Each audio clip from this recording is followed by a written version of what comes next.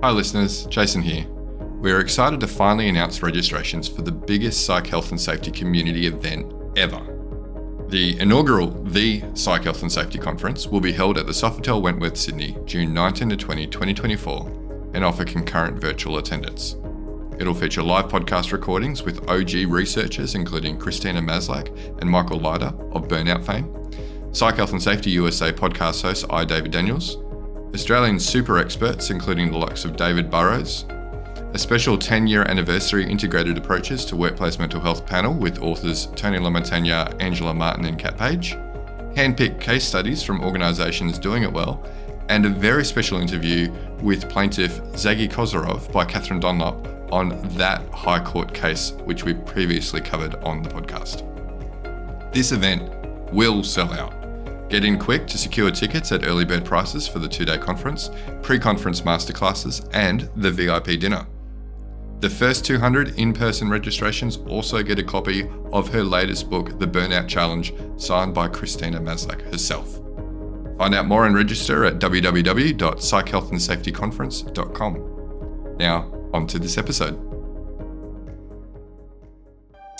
From Flourish DX, this is the Psych Health and Safety Podcast. With workplace mental health becoming a safety prerogative, this is the source of information on psychological injury prevention and health promotion. Hi, and welcome to the Psych Health and Safety Podcast. My name is Jason Van Schie, and I'm one of the hosts of the show. The aim of the podcast is to rapidly increase the knowledge and application of psychological health and safety in workplaces worldwide. To help with this, we have regular guests from around the world who are leading the way in this important area. But before I introduce our guest topic for today, allow me to introduce my co-host, Joelle Mitchell. Hello, Joelle. Yeah, I'm okay. I think I've recovered from my very quick trip to Canada. Yeah, how's Montreal? It's very chill. It's chiller than Perth, like from a vibe perspective. Did you even have time to assess the vibe? Because you're kind of in and out. I did, but I was I had sort of a day or the better part of a day in the city, and it was a work day. So I sort of, had to wander around the city and that sort of thing. So, yeah, I don't know if it was just the day that I happened to be there was, but it was, definitely not as hectic as the city gets here in Perth. Mm. So, would you go back? It's a city. And like most cities that aren't, I guess, really old, tend to be fairly similar. So, maybe as a base to visit other parts of Canada. Yeah.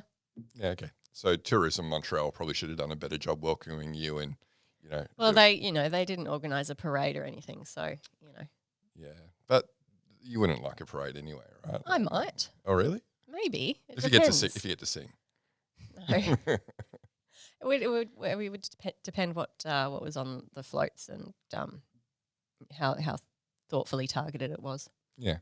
Well, I'm glad the client looked after you and you had a comfortable flight back. I did have a very comfortable flight both ways. Yeah. So that part of it was fine. I did sleep quite well on all of the flights. So that made a big difference as well to my recovery. Yeah, nice. All right. Well, our guest is patiently waiting. We should probably let him in. Yeah. Okay. So he is a workplace health, safety and human resources consultant with over 25 years experience in managing workplace mental health topics from both the health and safety and human resources perspective.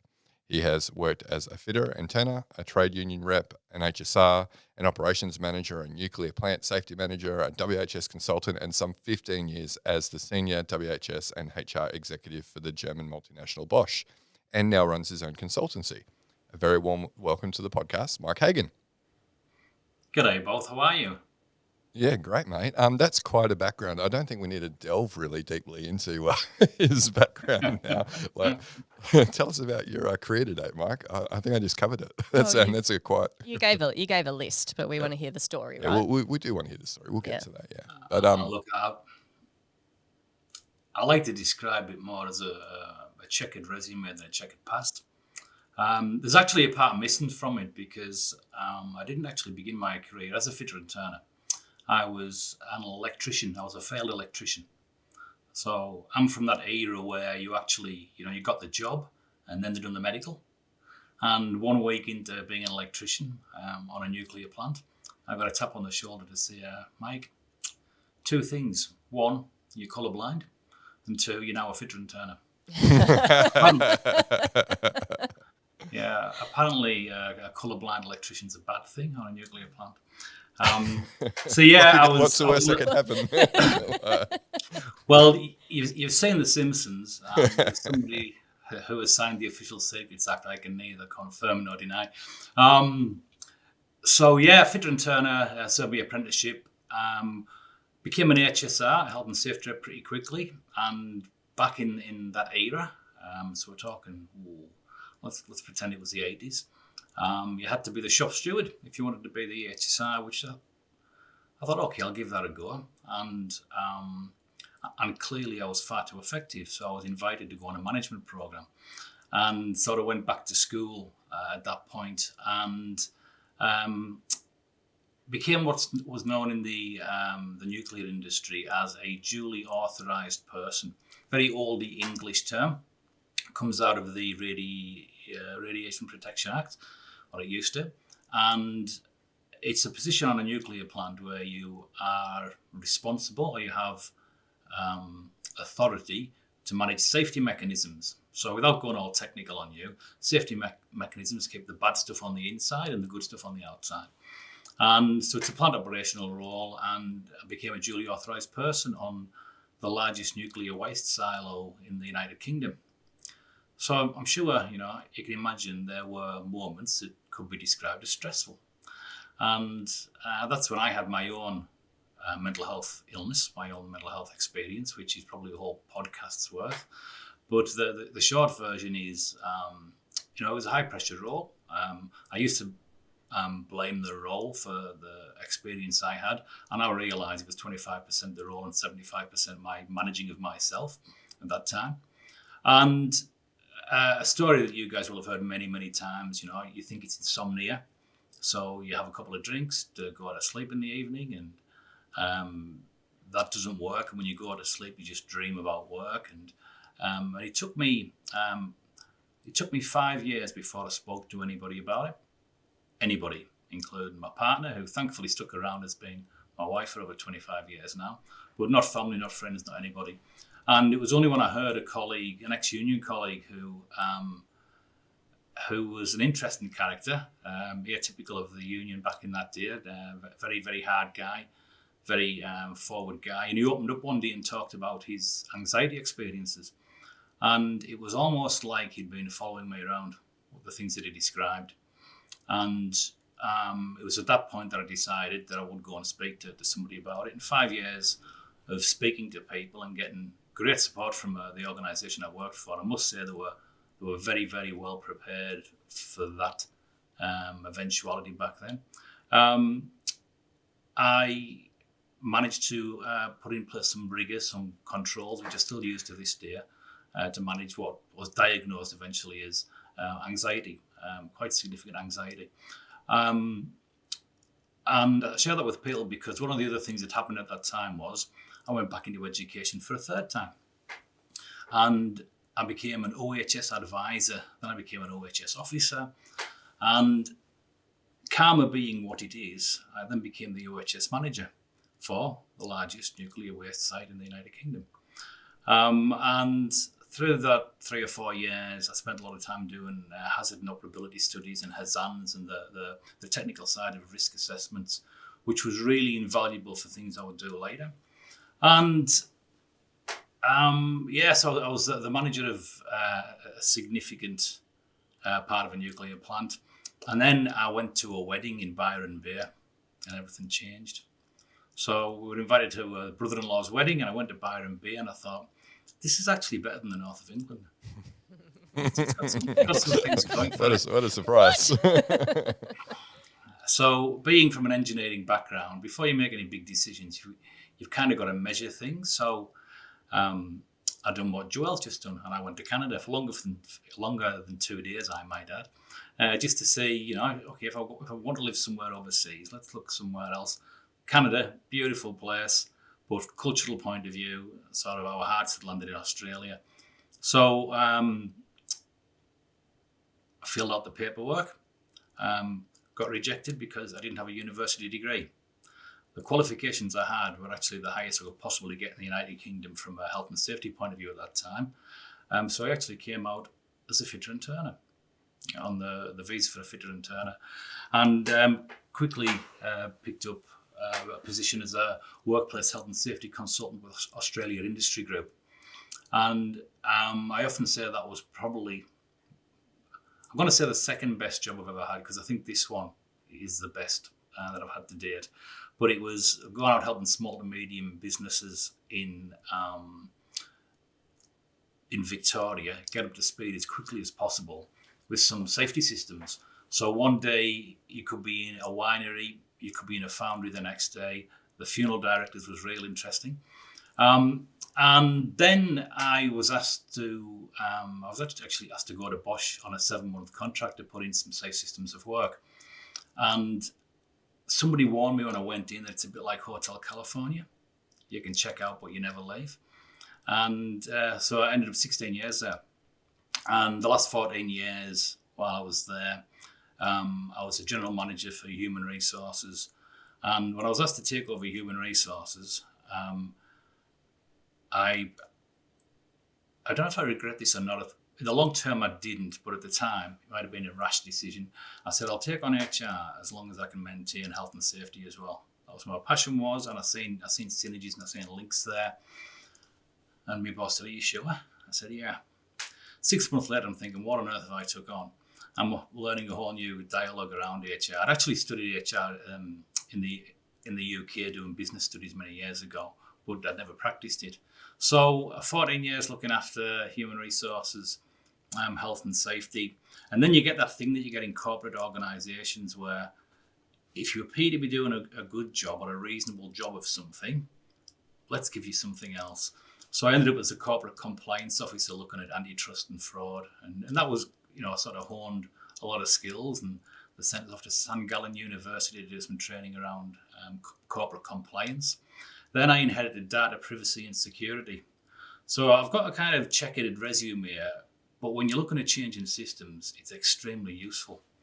When I landed at Bosch, and I actually was originally the OHS manager, I actually worked with a couple of fantastic ODs, one of which is speaking at the PsyCon.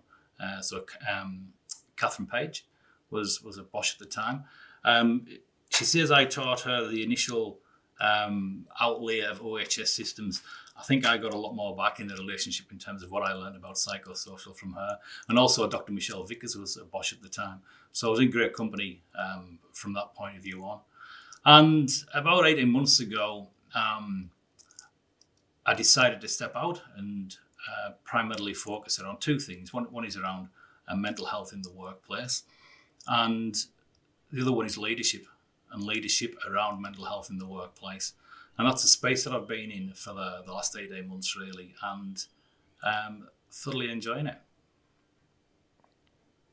Yeah, that's a serious Definitely, background. Yeah, interesting. I like hearing those stories, though, with people who have unusual or atypical career paths. I think, like for our listeners, it really shows that, that there are so many different directions that your career can take, and like especially for early career professionals, I think, who are listening in, even if you feel like you maybe didn't do the right degree, or you're not sure that you're really enjoying what you're doing right now, there's so many different directions that your career can take with different opportunities that come up. So it's just a matter of sort of keeping your eyes open for what could be available, really.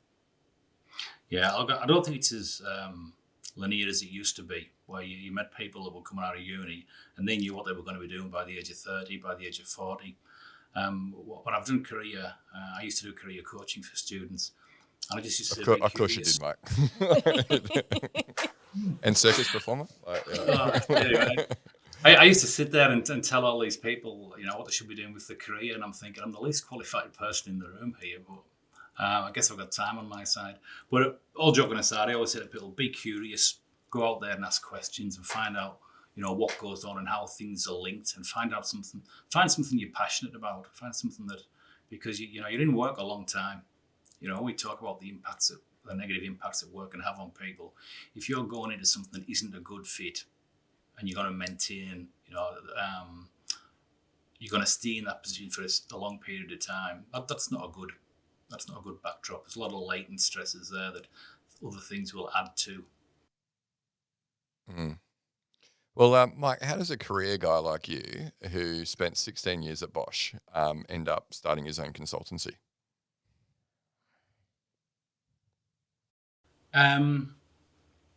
Okay, full disclosure, I've been thinking about this for a while, and I'd have chats with my brother about it back in the UK.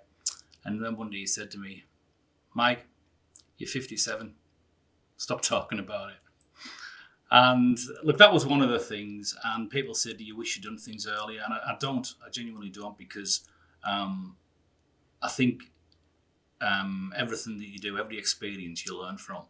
And I had considered doing it, just setting out on my own just before COVID, but I was also the chair of the crisis management team at Bosch, and I thought it was a bit churlish to step away when there was a pandemic starting. So it was a fantastic organisation, only good things to see about them. There is one irony, and that is that I developed the mental health strategy for Bosch in Australia, and it actually took out the first prize global award from the Bosch that they have every year. They have a competition. 600 projects get put into the pot, and we got word the day after I left. So good on the team. They're doing great things there. But it just been, I put a lot of it back to my experience. I think I lost quality of life for 10 years, at least 10 years. And it's going to sound like an Oscars speech, but if I can do things in workplaces, and I believe workplaces are the biggest singular influence around somebody's mental health, and you guys know the evidence to support that. That was certainly a driver, but I'm also very cognizant of a lived experience doesn't make you qualified. A lived experience gives you absolute passion and drive. And I know some beautiful people who've got lived experience and they've got noble intent, but what worked for them won't work for everybody. What worked for them, won't work for a systematic system.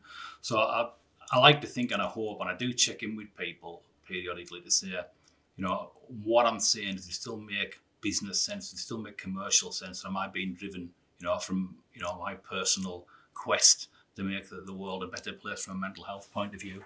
So I guess what I'm saying there is, certainly my lived experience is a huge driver for what I do, but I think it's important that we involve people with lived experience. But my advice to people with lived experience is, don't be something you're not. Don't try to be something you're not. Bring what you can, and you can bring value. But I'm certainly never going to go and tell people how their prefrontal cortex speaks to their amygdala. Does it actually speak to the amygdala? I'm not sure about that. Who knows? But I guess what I'm saying is, we're not those type of psychologists. Yeah. We also won't ask how you feel. I feel better already. Not from a clinical perspective, just being polite. Yeah, being polite. We don't really care. I'm not made of wood. I do have feelings.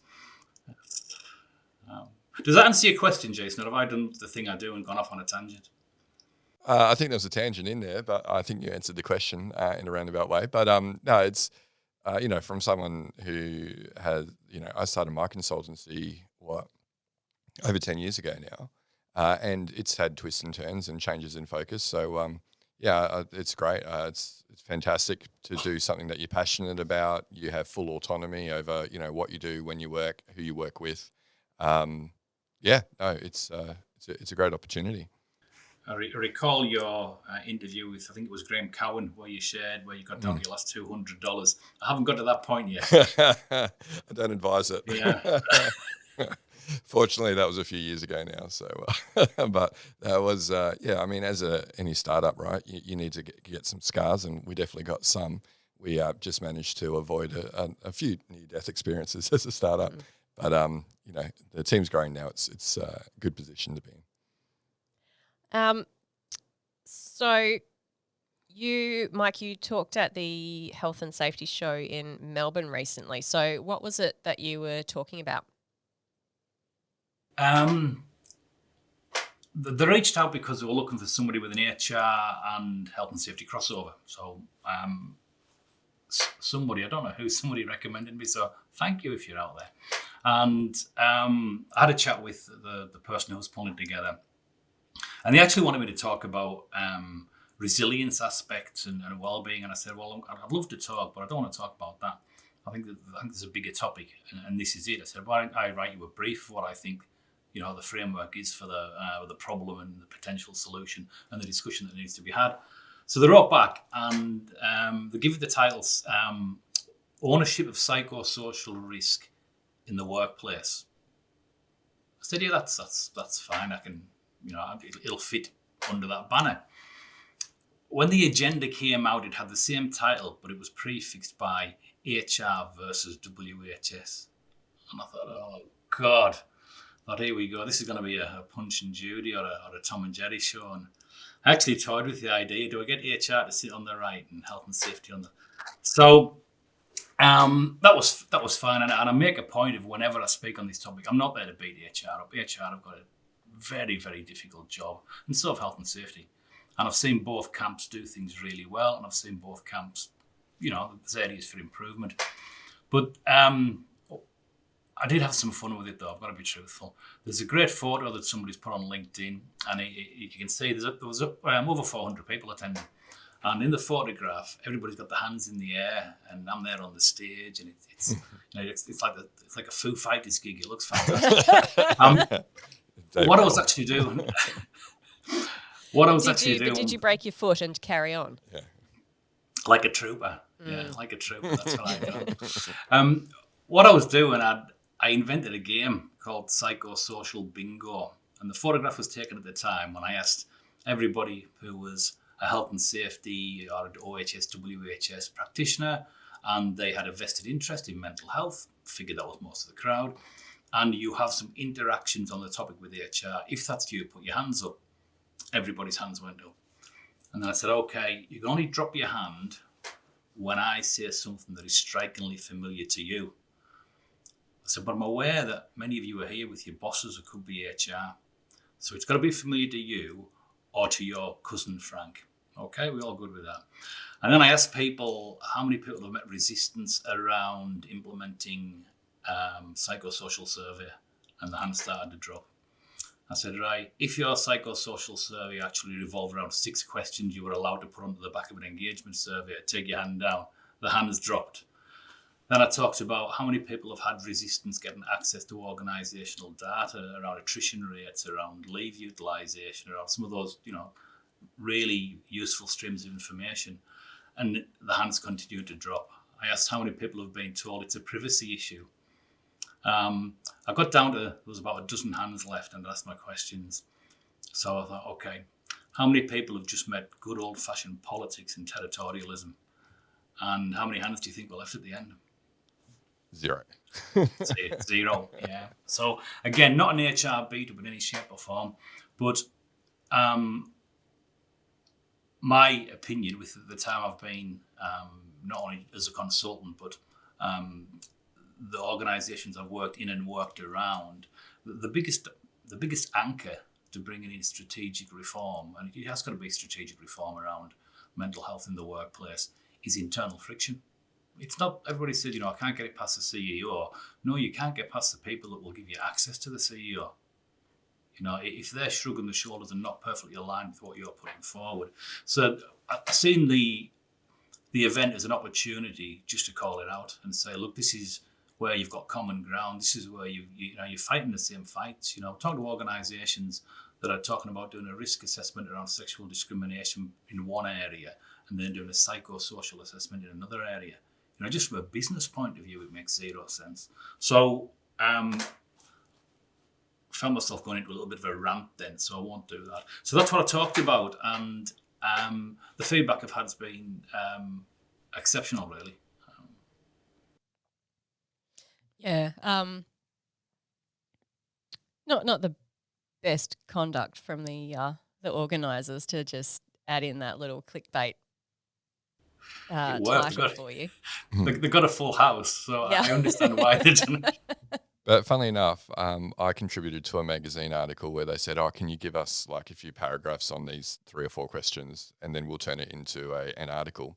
And so I did that. And similar to yourself, Mike, I got stitched up, I felt, because I changed the title and then made it around this battleground kind of thing between HR and health and safety, where that was only like part of what I was Are actually you commenting on. saying that a journalist misrepresented what you said, Jason, in order to create more of a story? Yes. It's shocking. No, you're right. I should have asked to sign off on the article before they published it, but it did generate a few clicks, so they obviously know what they're doing. Well, what I feel I must add to that, because my sister is a journalist and she will watch this, is that they would never do such a thing. No. Well done, Mike. But Allegedly. your cousin Frank might know someone who. A Well, journalist funny who might enough, do that. yeah, but no, it was. I think it worked in generating the interest. But I don't think it was a clever title that generated the interest. I think, it's an open discussion, or not. I wouldn't say an open secret that this is a significant problem in organisations. Yeah, and look, it was very interesting because at the show that was held at the same time as the AIHS conference that I presented at, I was the only one that presented on psychosocial. So I'd like to thank the AIHS for giving me like one spot on something so topical. I didn't have to compete with others. But at the show, it felt like every second or third session was on psychosocial. So clearly they identified it was an area of interest. And I think everyone who spoke on it got a big audience. But I think I heard the most good stuff about yours, Mike. So that's why I wanted to have you on the podcast.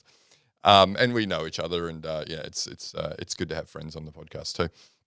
But look, I thought one of the things that would be really of use for the listeners of the podcast is to talk through those 6 areas that you were referring to before regarding, what are the obstacles about engaging with HR, because health and safety have to do that. They can't do this on their own. And then what are some ways that might be able to overcome them? All of those things are not unfamiliar to Joelle and myself. We come across them all the time as well. So we'd love to have your insights, and then I'm sure we've got some some things we can pile on with as well. And we'll try and be as diplomatic as possible for the HR listeners. Oh, will we? I will. I can't speak for you, Joelle. You do you. You're going to be diplomatic? I'll try. Okay. Yeah. That's it. All right. Okay. After being a long time listening to the podcast, I'm interested how this is going to work out. Again, I'll put let's. Oh, sorry. You go, Mike. Yeah, I'll put the prefix here that this is not a beat up on either party. This is just observations, things that I've seen as blockers and things that I've seen work as well. What was the running order? The running order was the psychosocial. We'll get into that in a second, Mike. But I agree. Like it's not a beat up. It is just naming the challenges that the disciplines have in working together, and giving some potential solutions on how health and safety and HR could address those challenges. It's so important because it is the single most common failure point that we see with companies adopting psychosocial risk. Just these barriers, whether it's like just refusal, and we'll get to that one last, the territorial kind of areas, or if it's a systems issue or a communication issue. We have to overcome these things because otherwise our psychosocial safety strategies will not be effective, right? So with that in mind, let's talk about these things and really unpack, the challenges and some potential ways of overcoming them. Very interested in your insights. And the first one was around implementing psychosocial surveys. So what are some of the challenges that you've observed there, Michael, or talked about in your presentation? A couple of things I would say about they get called different things. It sort of gets my eye when people call them psychosocial risk assessments, because the vast bulk of the ones that are freely or readily available, they're not the hazard identification tools. And they identify hazards based upon opinion. So they go out and ask people what they think, and the masses hopefully respond and say what they think. So they're not a risk assessment. A risk assessment is a very, very different thing. And some of the resistance that I've witnessed, or my cousin Frank has witnessed, would be around we already ask similar questions, and there's a push to move people towards an engagement survey.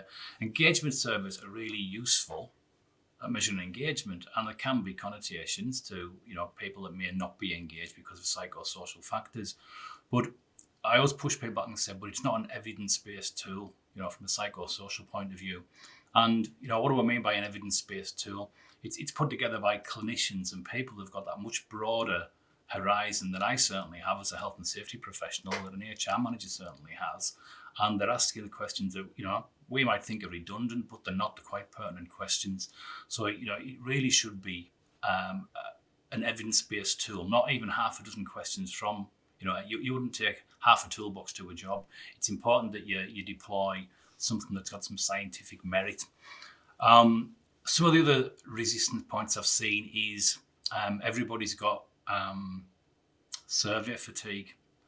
Now, I don't actually believe in survey fatigue. I believe people get fatigued when surveys don't actually eventuate to anything and they don't hear anything. So when people tell me they've got survey fatigue, my next question is, when was your last one? What did you do about it? How long did it take you to get information back to the people that participated? So let's be honest about the survey fatigue. It's not a survey that people are fatigued. People, if they believe you're going to act upon the information they're providing, in my experience, are willing and able to have great input. So in terms of some of the resistance that I've seen, some of the ways around it, I always say educate. I always say educate before you have to escalate. Are there times you have to escalate things to senior management? There are. Are there politics, depending on the reporting lines? There certainly are. But when I talk about educate is it's actually getting in front of HR and taking the conversation away from, we talk about the downstream and the upstream measures and their effectiveness, and it's moving that conversation around to the thing that HR are actually really good at if they're given an opportunity, around design of work. Now, one of the things I talked about in the conference was everybody thinks that HR has got the golden chalice. They think they've got the keys to the door, and we can identify the hazards, and HR can go and redesign the work. I was the senior executive for HR for a region, and what I share with people is often work design and organisational change. I just found out a week ahead of everybody else. Sometimes the HR don't have the authority to make the changes at source that need to be made, but also sometimes they don't have the information and the understanding. One of the things that if you look at the smart work that's coming out of Curtin University around workplace design, why isn't that in every HR module? Why isn't that in every health and safety module? So in terms of how do we get past that, we don't need to do a survey. I think a bit of it's around education and say this is what it will give us, because the information it will also give you is absolute gold from a business planning point of view. It's gold from a succession planning point of view. Why wouldn't you want that information? But one of the reasons they often don't want the information is because, and I've had some open conversations with people that I really appreciated their candour, and they said, Mike, we're going to hear things that we can't fix. We're going to hear things and we just know we're not going to be able to fix it. It's usually around capacity and resource. And what I stress to people is the era of not knowing and it being okay not to know has gone. Look at the positive duties, look at the proactive duties under the WHS Acts. And I bring it back to the commonality that HR and health and safety have now got.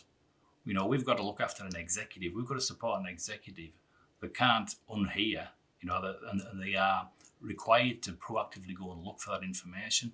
So I don't know what to do with the information. What I say to people is you're not obliged to have the answer tomorrow, but you're obliged to have a plan to work towards the answer. So I go into that education mode. Done it by stealth before, when it's actually worked in two organisations. When I said, well, just don't call it a survey. Call it a risk assessment. We know it's not. We'll just call it that. And the response was, oh, that's okay then. It's not a survey. So yeah, I think there's a lack of understanding as to, the richness a well-crafted, evidence-based survey can bring to a workplace. Do you need more psych health and safety in your life? Then head over to the WHS Academy for several free on-demand e-learning courses.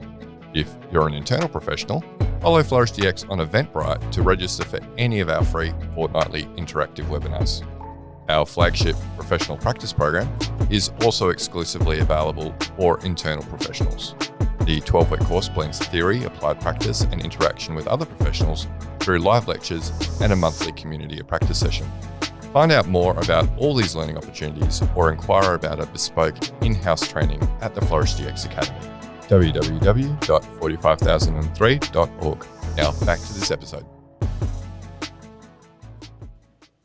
Yeah, lots of stuff for us to draw from there. I think, like one of the questions that I will often ask people is, well, do you actually need to survey your workforce to identify hazards? Do you need everybody to spend 30 minutes filling in a survey to do psychosocial hazard ID? You already collect loads of information, data across different sources in your business, and you can probably actually, draw from those existing data sources, as well as tapping into your health and safety reps, your safety committee, other like employee reference groups and those sorts of different consultation mechanisms without actually, needing everybody to spend 30 minutes filling in a survey that, as you say, isn't a risk assessment, isn't going to tell you actually where the risk is in your business. It's just going to tell you what your work design looks like compared to a benchmark, if it's a reasonable tool. Is that a good use of 30 minutes of everybody's time? Probably not. So some of that, is around reframing actually what do we want to use our consultation time for when we're doing that? And we actually do want to use that consultation time to give us a better indication of where is the risk versus what are the hazards. Lots of other things that you covered in there, but that was the one that was sticking in my mind. Yeah, well, even just talking about, survey fatigue, what causes survey fatigue. And like you say, it's more probably accurately described as survey inaction fatigue.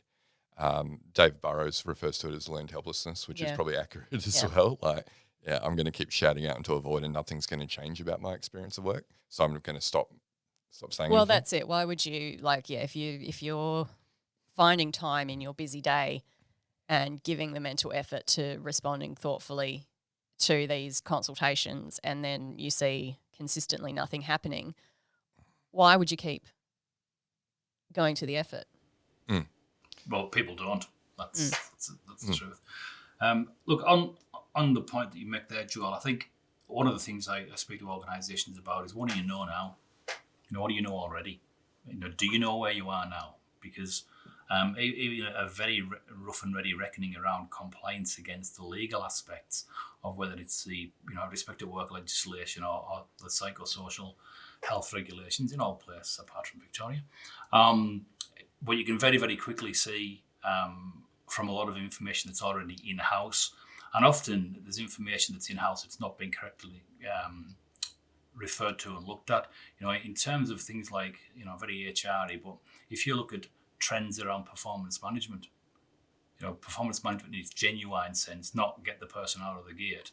That can provide a wealth of information when you split that across divisions and locations and different workshops, so that there's information that you can help them draw out before you have to go and do that. However, one of the things that I think is useful from a surveyor, it's going out to a workforce and saying, actually, we're talking to you about this because we're interested in it.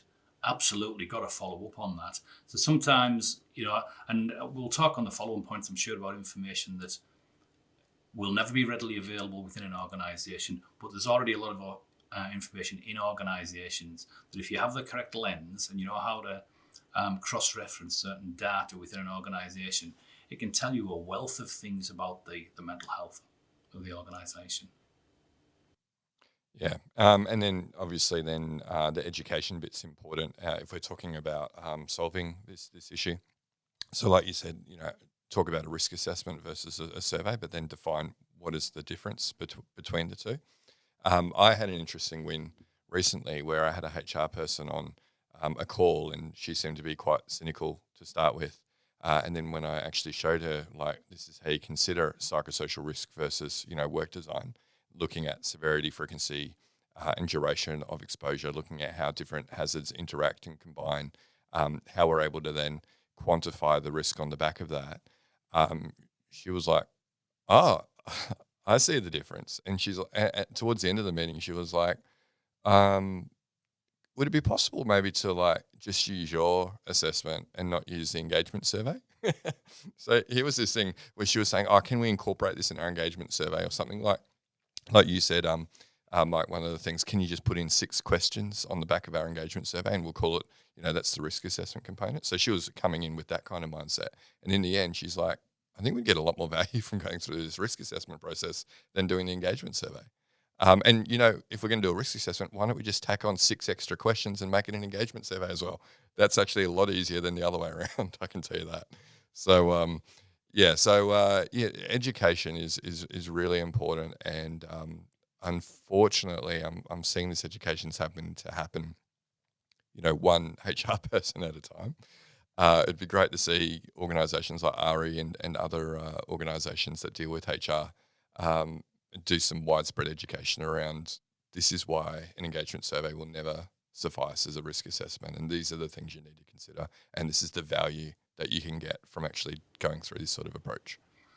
Look, I actually think HR are open to that education piece, but I've never met an HR person, as long as I can remember, that's sitting on their hands and considering pulling back to a 4-day week because I haven't got a lot on.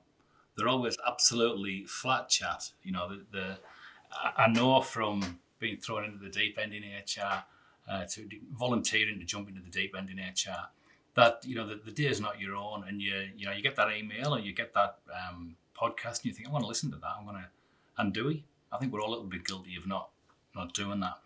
And the way I view this is the magnitude of the change is coming down through legislation. If that was a change around the marketplace, if that was a change around supply and demand, we'd resource it because it's really important to the business.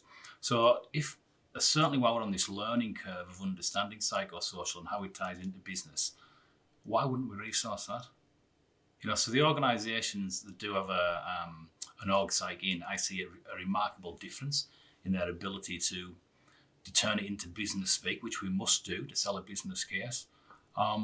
So I don't think it's HR and interested in the topic.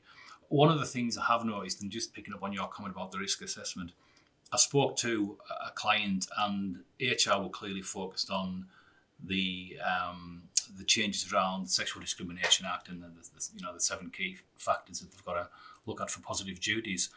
And they're having this parallel conversation about psychosocial and risk assessment.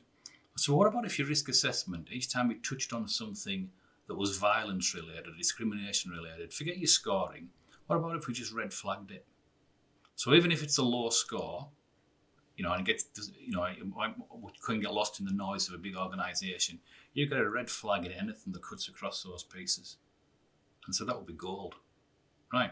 So then when you're presenting to your board, you're saying, here's your risk profile, here's your scores. But see these red flags?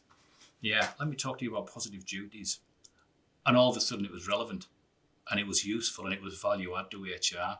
So what I say to health and safety people is don't go in with a rolled up copy of 45003 and batter them around the head.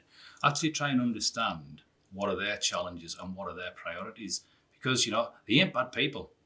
They've just got a different lens and a different priority. And I mean, a lot of that comes back to resourcing as well, right? And if you've already got a full load and you're already struggling to do what you need to do, then being asked to suddenly get across this whole new approach to something that you thought you had processes for managing already, and now you're being told, no, that's the wrong approach and you need to think about it in this completely new and different way that you haven't actually really had to think about before.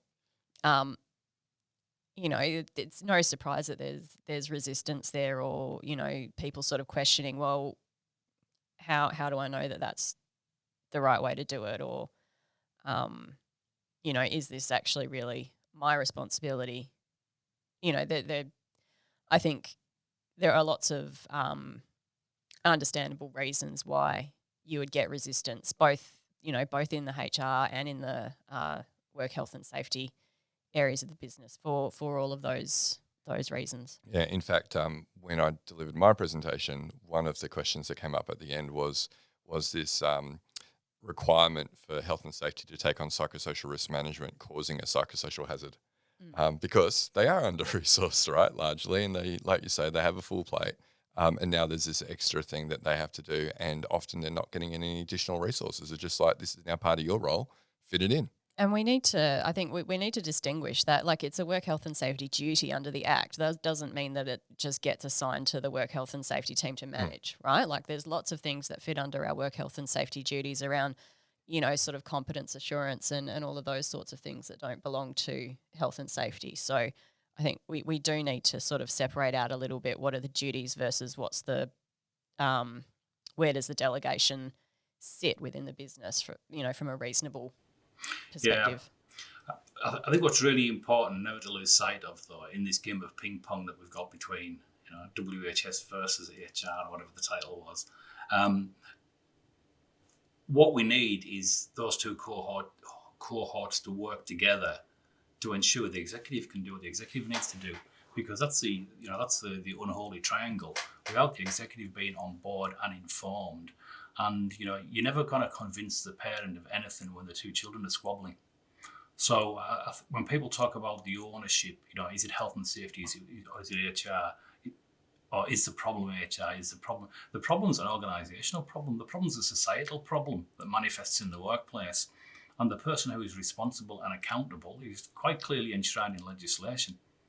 You know, and it's the people who are the executives. And I always seen my role in HR is to make sure the executive was never surprised. And, you know, I was lucky. I worked for an executive who, while may not have welcomed bad news, he wouldn't have welcomed bad news. He'd rather hear about it than not. He said, you know, and that's the ethic I always took forward, that you better give people bad news and a warning that bad news is coming down the line than you are giving people surprises. And I think I've seen people try and closet executives and think, well, you know, best not to go there until we know more. No, tell them it's an issue when you're looking at it, and it might go right, it might go south. That's just good risk management. So I guess the point I'm making, it's not an HR issue, it's not a workplace health and safety issue, it's an organisational issue, and the person who's responsible for ensuring we do the things that need to be done is the executive. So let's stop squabbling and help the executive do the thing that needs to be done. Absolutely. So, Mike, let's get back on track. Okay. That's all relevant stuff. Joelle and I are actually going to be recording shortly some of the insights that I delivered in my presentation. There's going to be a lot of overlap, I feel, between yours and mine. So I'm trying not to share too much of my presentation in my response. But I'm so itching to jump in and say something. It will come later. We'll have a whole episode dedicated to it. This is Mike's time. This is Mike's time. Yeah.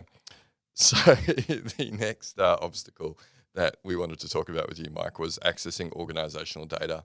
So what's the challenge there? I always think there's two types of internal data when you look at it from a psychosocial point of view.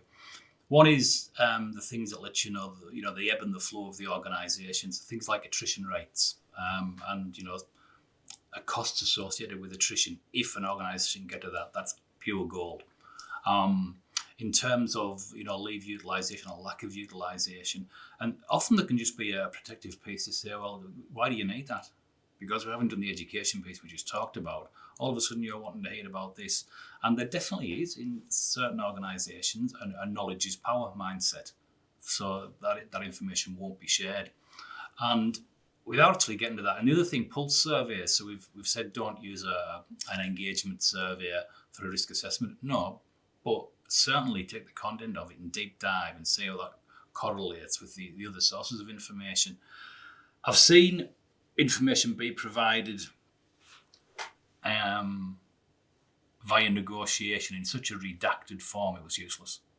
And you don't need to know the names. You don't need to know it's John, Paul, George and Ringo, but you kind of need to know it's the Beatles. So if your compromise is about redacting information, just say that the information still got some value. What I've seen, I'll talk about the second part of information. The second part of the information, what I refer to is where the bodies are buried. So where it's information that sits in the HR domain relating to behaviour or poor behaviour. Because I I get told that I sometimes oversimplify things, and I'm not oversimplifying. I'm actually on the edge of my intellect. But there's only two bad things that cause issues in the workplace. One is bad behaviour, and one is bad work or badly designed work. Getting access to information around behavioural trends, where there's been allegations, harassment, bullying, all the things that's really pertinent, particularly around the sex discrimination, the respect at work legislation. I've said to work health and safety, you're never actually going to get to see it. You're never going to get to see it because it's also tainted, because it's tied up in non-disclosure agreements in certain organisations.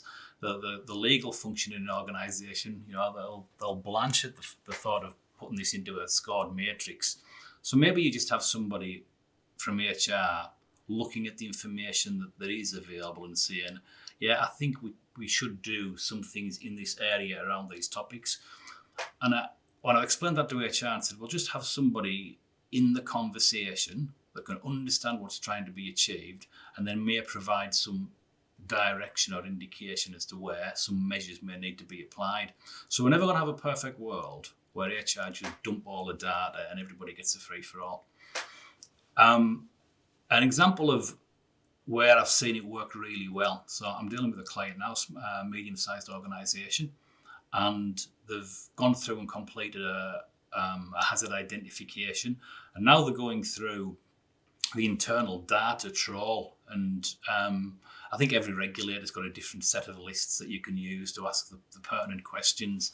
And I think the truth is you mix them all up and see what works for your organisation. This organisation, the HR general manager is at the top of the table. On the right-hand side is the workplace health and safety manager who reports in, and everybody's signed an NDA to say whatever you hear in this project is sacrosanct. And there's some raw and authentic dialogue going on, and the view they have now got of their organisation is fantastic. Was it a bit awkward? Was it a bit uncomfortable? Did it take a bit of facilitating to get them up and running? But in terms of that, we talk about, authenticity and trust in a company's values. Well, values are easy to have if they're not tested. And I think the conversations we need to have around getting to the truth, to put in place some good controls. They might test the organisation's values, but organisations' values are stronger after they've actually been, road tested. So data, yeah. There's some data that, I think there's some commercial things as well. If you've got extremely high attrition rates with your blue-eyed right-handed robot technicians that everybody's looking for, are the competitors going to get access to that information and know that you're losing people? So there's those kind of HR topics. But what I say to people is, you don't go and put it on the notice board in the canteen. You'll have the plan that you're going to go forward and want people to engage with. But I think there's so much real wealth in the data you can mine and pull together. It's just getting the education to the relevant stakeholders to say, this is why we need it. This is what we will do with it, and we really need your help. A really useful question in brokering that dialogue is to actually say to HR, look, this is what we're trying to achieve. How would you go about it? What information do you think will be relevant? And I've seen people, and I've personally achieved a lot more asking people questions and asking for help rather than telling them what I think they need to do. So does it take longer? Absolutely. But, you go in and you ask for people's support in doing the thing that needs to be done. How would you do it? The answer is obvious. You need access to the data, right? What could that look like? Does that make sense, or is that another tangent, Jason? No. I think that was very succinct, Mike.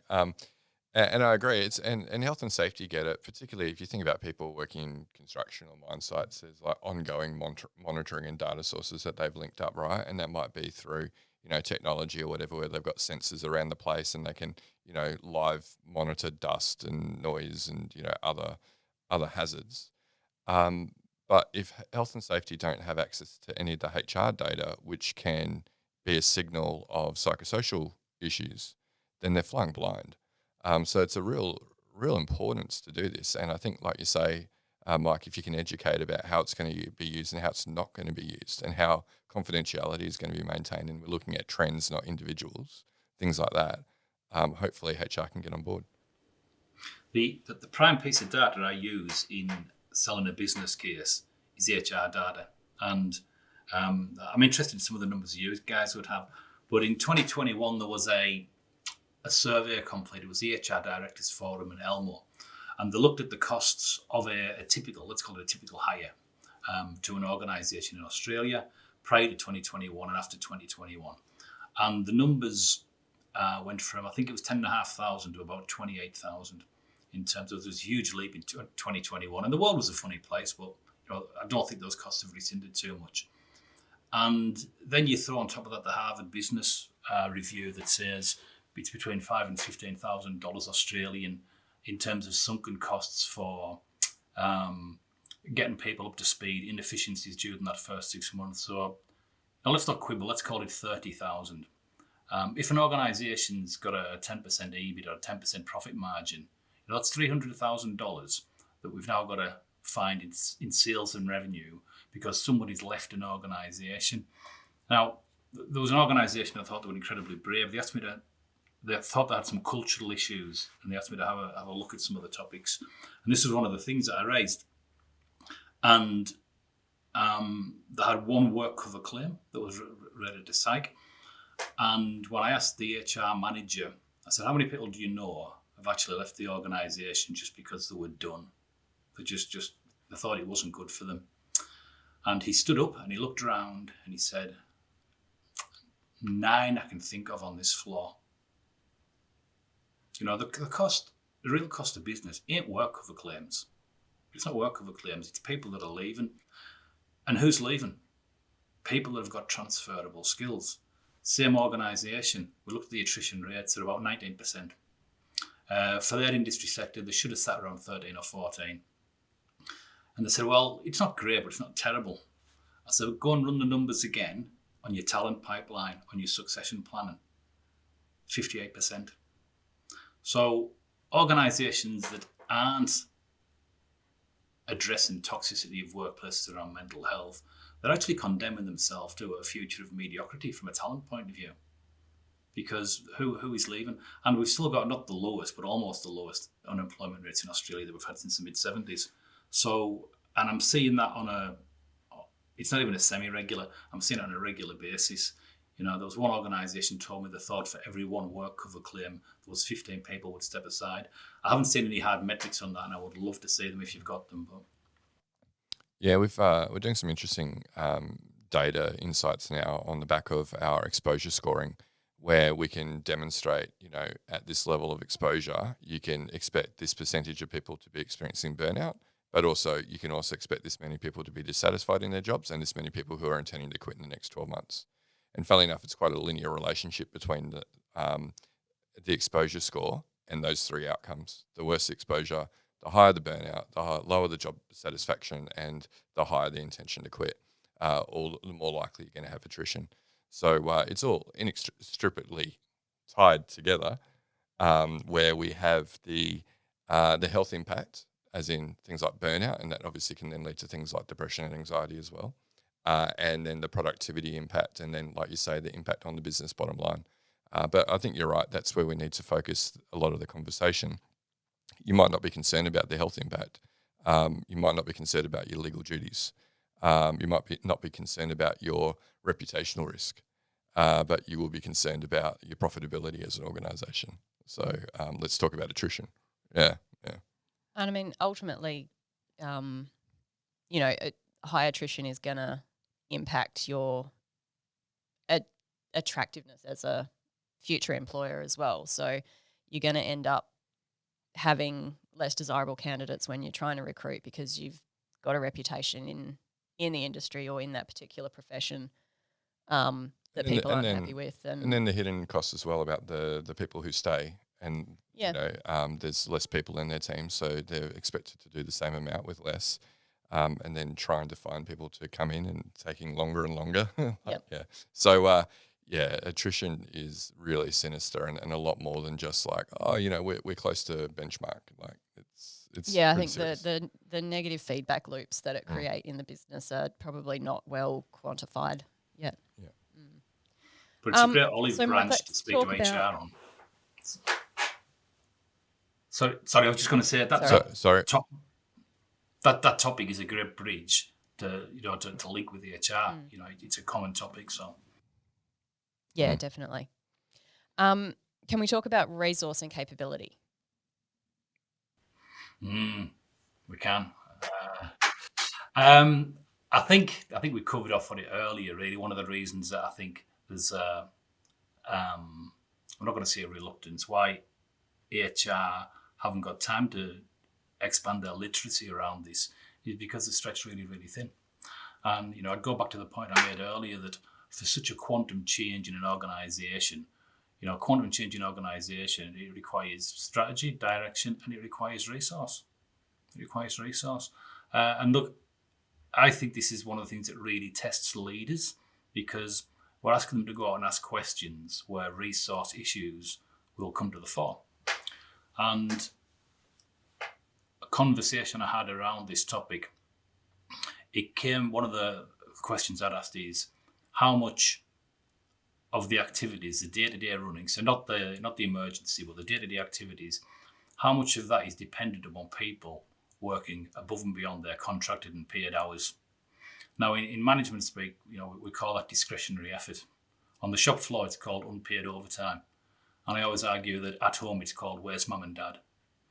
And there was an executive said to me, well, to be honest, Mike, quite high. You know, we rely on discretionary effort, but we've got great workers and, you know, they're really committed. And right, I said, okay, next time you're going to put a contract out with an organisation, a key supplier, and you ask them the question, is your business model based upon people's discretion and working for nothing? And they say yes, will you sign a contract with that supplier?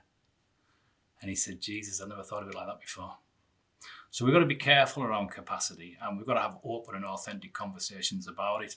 What I say to people who've said this on physical or conventional health and safety topics for years, if putting in place the measures that you need to meet the legal and moral obligations will actually stop you being a profitable business, you're actually in the wrong business. Yeah, absolutely. I've always been of that opinion, and all this the quiet quitting thing that's going on at the moment, you know, really that's just people taking back that discretionary effort. You know, they're still doing the job that they've been recruited to do. They're just not giving away free hours anymore. I did call it out, and Dan said it was a bit hard on LinkedIn a while back about those who can't afford to pay people a livable wage. You can't afford to be in business. You can't afford to be in business. You shouldn't be doing that business. You know, do another business where you can actually pay people a living wage. So it's the three pillars of a business case is moral, legal, and economic. And okay, I'll reverse the running order depending who I'm speaking to, but you've got to satisfy all three criteria. You know, and then the moral aspect, you know, we've got to be authentic about it and have uncomfortable conversations, because that's what leaders do.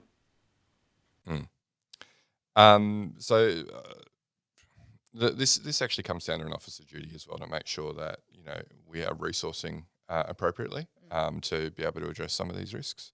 And that's something I spoke to recently as well regarding, the need for, like, if health and safety are being lumped onto them without the resourcing to do it properly, then that actually comes back to, you know, an officer not actually doing their duties appropriately. So there needs to be more consideration around what is the time and what additional budget or resources do we need internally to actually to do this effectively. We can't just put it on already burdened people and expect like an effective psychosocial safety strategy to just materialise. Yeah, and I guess the alternative is, well, what are we going to stop doing instead while we do this? So it's not always that we have to find additional resources and find more money, but it's about saying, well, what do we deprioritise? You know, what are the things that actually don't have to be done right now? Yeah, I'd imagine that health and safety would have a little bit more time on their hands, given that they don't have a pandemic, an active pandemic that they're managing at the same time. But I think they were pretty overwhelmed at that point in time too. Well, they were. I think I wouldn't say that they've got more time on their hands now. I would just say that they're not doing all of that extra. Just a normal anymore. level of overwork. They're just doing the normal overload rather than the pandemic overload. Yeah, slightly less where's mum and dad time. Yeah. Yeah. That would have been a brave statement to make at your conference last week, I think. You got so much time on your hands now, right? What are you complaining about? Pandemic's over. Yeah, no, I valued my my personal safety too much for that comment. So the last thing I wanted to talk about, Mike, was just that overarching theme of the territorial and political issues between health and safety and HR. Whose baby is it, or whose responsibility is it? And who wants it, right? Or who doesn't want it? Yeah, that's the hardest question, and the answer, I guess, the approach I've always taken is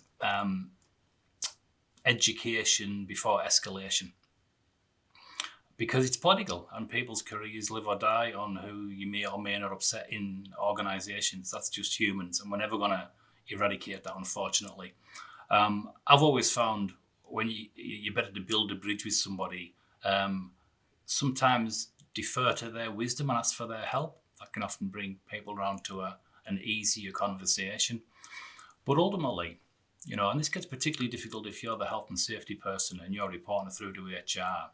If you're seeing, a real and present risk in the organisation through psychosocial, and you can't move it through the channel that is HR, you're duty bound to escalate it.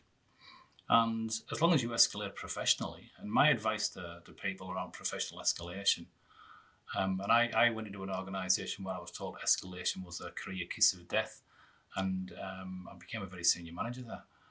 It's how you do it. You do it professionally. You explain to people, this is a clear representation of what the risk is.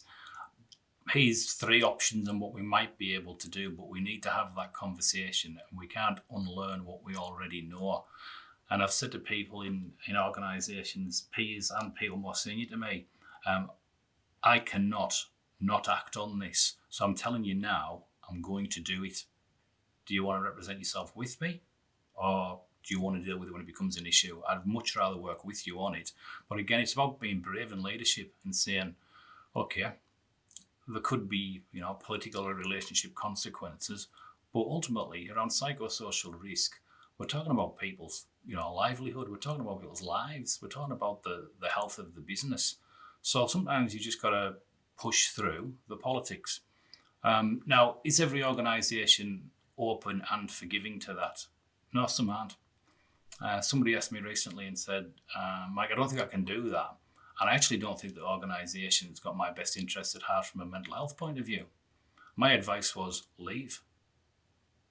Because if that is a genuine, hard-set paradigm, and I have seen it in some organisations, you got to, look after your own duty of care, and while you're trying to save the world, who's looking after you? So, in terms of moving past that, that territorialism, it's got to be, a negotiation worthy of Henry Kissinger, and if that fails, you've got to take action to do the right thing, because that's what you're paid to do in health and safety. I have counselled some health and safety people where, they know what they need to do, they know what the duty is, they know how to do it, but they just either can't get HR on board or the exec, the Holy Trinity on board, as you call it. And I'm like, well, if I hear of a good job, I'll let you know, because, you don't want to stick around in an environment like that. Well, the one thing I would stress is, I've been working around trying to make workplaces in one shape or another more mentally healthy since my own, not so much my own experience, but when I became a health and safety practitioner. And I don't think I actually done anything that really changed anything, moved the needle until I got the HR gig. And when I got the HR gig and I could see both sides, and what was there friction and was there these things I'm talking about? Of course there was. But where you've got it reporting into the same senior person that says, right, I've heard everybody, now this is what we're going to do.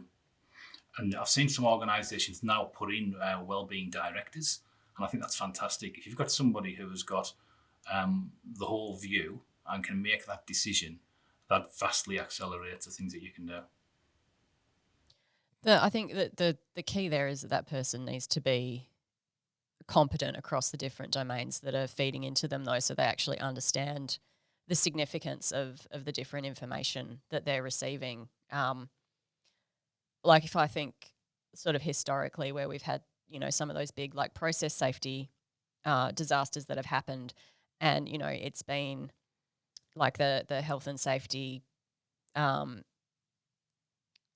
representative at the exec has been, somebody who's worked in like the occupational side of health and safety and don't understand the process safety information that's being fed through to them from that team, and they haven't been able to represent the risk appropriately at the executive.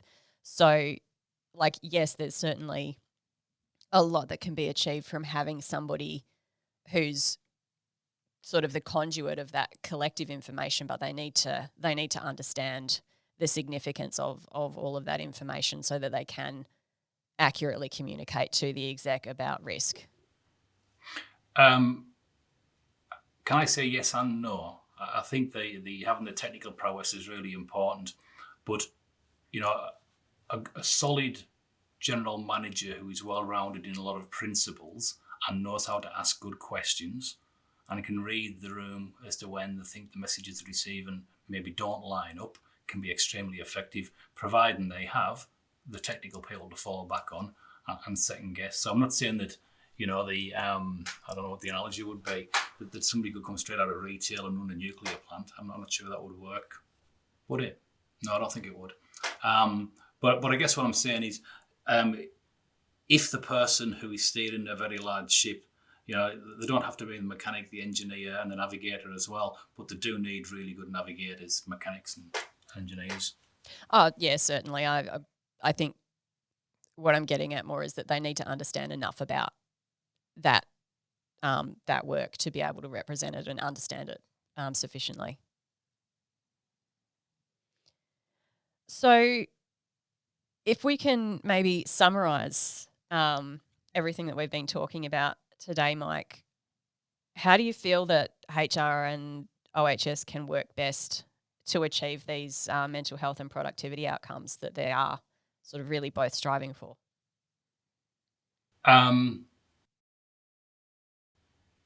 Common ground, establish common ground, and that common ground is legislation. That common ground is positive duties.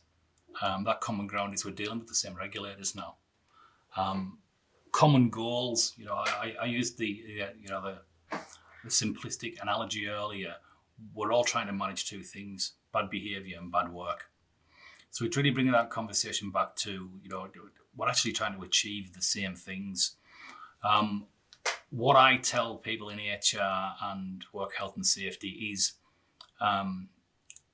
you've got into this, I often call the disciplines, a higher calling. You've got in there because you care about people. Go and make yourself commercially aware. Have commercial acumen.